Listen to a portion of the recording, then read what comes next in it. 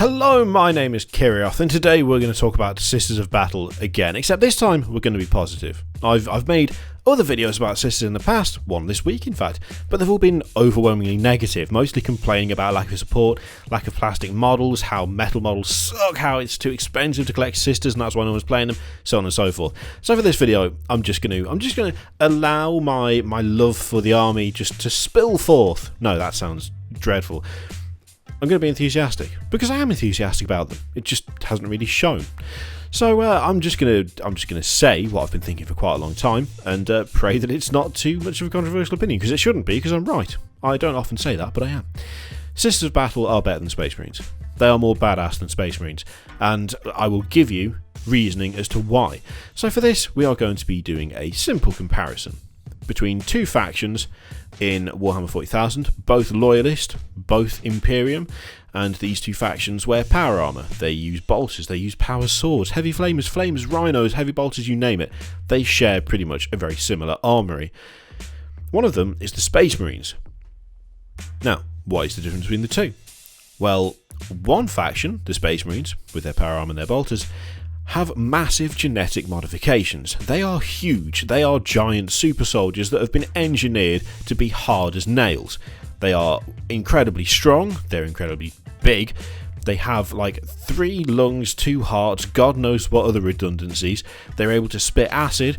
They can just drink poison and filter it out of themselves. They can walk through toxic mist and have it not really affect them.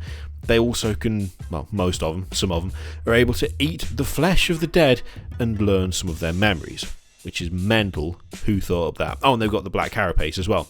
It's essentially a big thing where the ribcage should be, or is it over the ribcage? Either way, protecting the vital organs and allowing armour to plug directly into their bodies. Sounds badass, right? That is pretty badass. We can all agree, genetically engineered super soldier, pretty cool.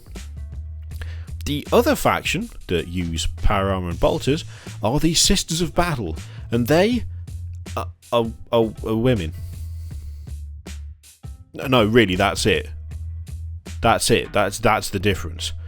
The difference is genetically engineered super soldier, given power armour, given the best weapons the Imperium has, faced towards the enemy with his sword, told, go and fight that. And he does. This massive, overly tall, almost post-human, just starts charging at the enemy.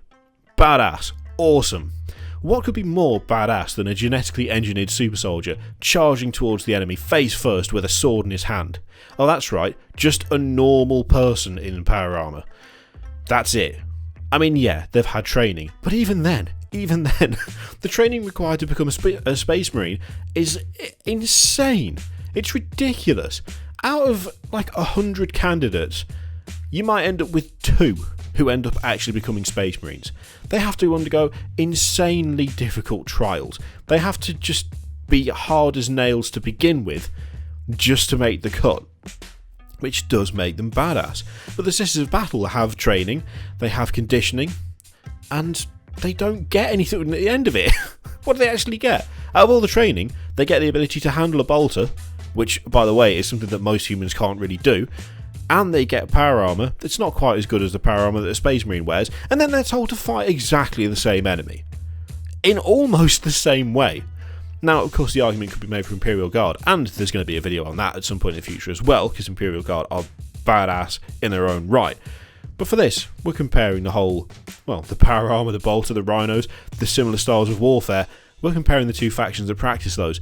And out of the two, Space Marines and Sisters of Battle, for me, Sisters of Battle win in the badass stakes hands down every single time, because they have similar equipment, they have similar styles of war, and they have none of the advantages of being a genetically engineered super soldier. They don't get any of that shit. They can't spit acid. They've only got the normal number of organs. You know, they're not like 7.5 foot tall. They're just well-trained women in power armor with bolters, expected to fight exactly the same fights that the Space Marines fight. Up to and including fighting Chaos Space Marines. And this is where things get even more, for me, in the Sisters of Battle's favour. Space Marines have a absolutely god-awful, terrible, just horrendous track record when it comes to not falling to chaos and becoming the thing they're supposed to be fighting. They have a horrendous track record.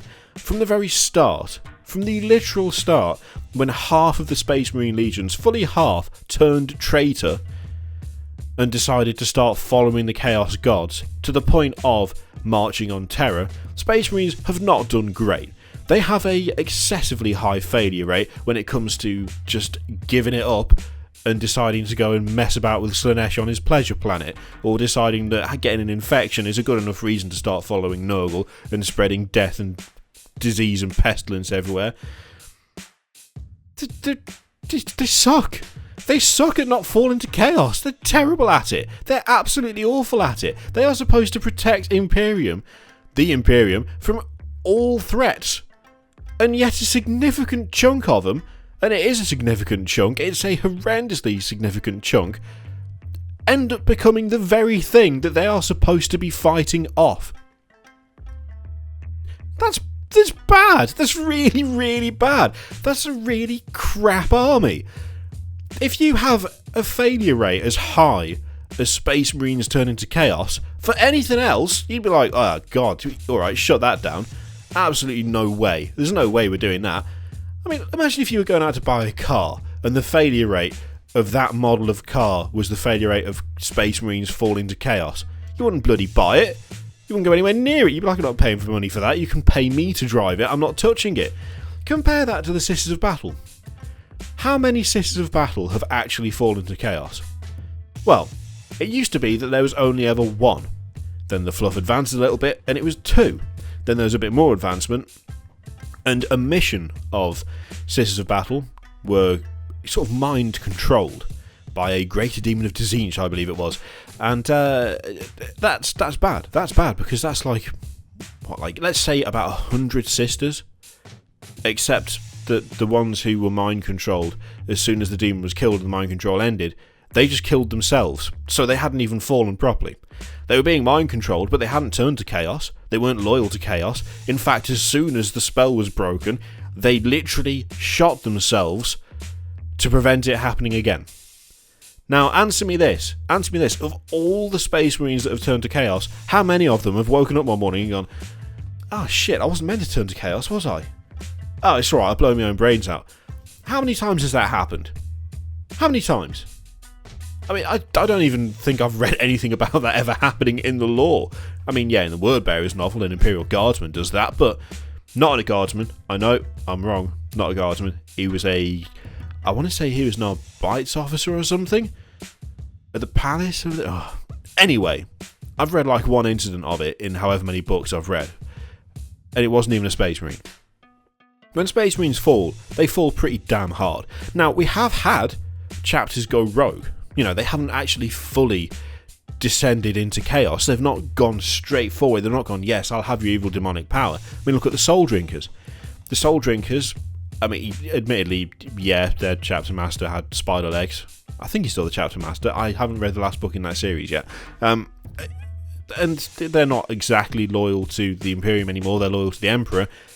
But that does mean that they have fought loyal as Space Marines, and that does mean that they have been affected negatively by chaos, which has caused them to fight the very organisation that they are supposed to protect. Space Marines are terrible for falling to chaos. Sisters of Battle are not terrible for falling to chaos. They're actually really good at not falling to chaos. In fact, one of their greatest qualities is the fact that hardly any of them have fallen to chaos.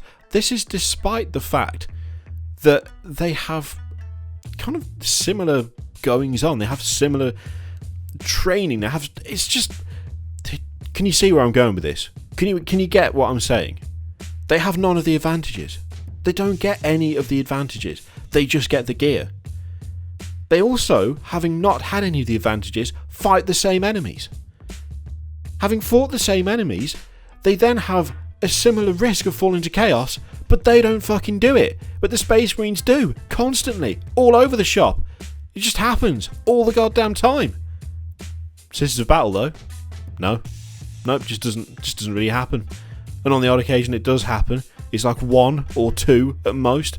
And then the ones that aren't even fully converted, the ones that are just mind-controlled, they're repentant enough to just take themselves out afterwards. So they haven't even fallen properly. How can you look at that and think that the Space Marines are more badass? They get everything. They get absolutely everything. And they still fuck it up. Now, don't get me wrong. I like Space Marines. I like Space Marines a lot. I don't even know how many points that army is in New Edition. I haven't bothered to tally it up yet. But I've got a massive Space Marine army right there. I've got a bloody Typhon Heavy Siege tank on the shelf waiting to be painted. I've got a bunch of Scimitar jet bikes that I've got from Forge World. I've got a load of Space Marine stuff. I've had a Space Marine army for years. I'm still need to paint up all my Primaris stuff. I like Space Marines. But they ain't as cool as Sisters of Battle. They ain't as good as Sisters of Battle. They might be stronger, they might be faster, they might have better trading, they might have better equipment. And yet somehow they screw it up way more often despite all of the advantages. And don't even get me started on Imperial Guard, because that's the next one, because they are absolutely off their face awesome, and that's what we're going to talk about next time. But for now, I mean, I've said it repeatedly. Sisters of Battle are way more badass, they're way more awesome, they're better than Space Marines, so that's just the way it is, and well, I hope you agree with me, and if not, let me know why. This is going to be interesting. I'm going to regret this, aren't I? Anyway, let me know what you think in the comments. Do you agree? Do you think Sisters of Battle are better? Are they worse? Do they suck? Are they great? Just comment. I always read them, you know I do. And in the meantime, there's plenty of other stuff to click all over the screen. Patreon, subscription, all of that stuff. Subscription, subscribe, videos, do what you like. Click them if you want. And I really hope the comment section doesn't turn into a cesspool. I'm trusting in you not to let that happen. Thank you very much for watching. I'll see you next time. Toodaloo.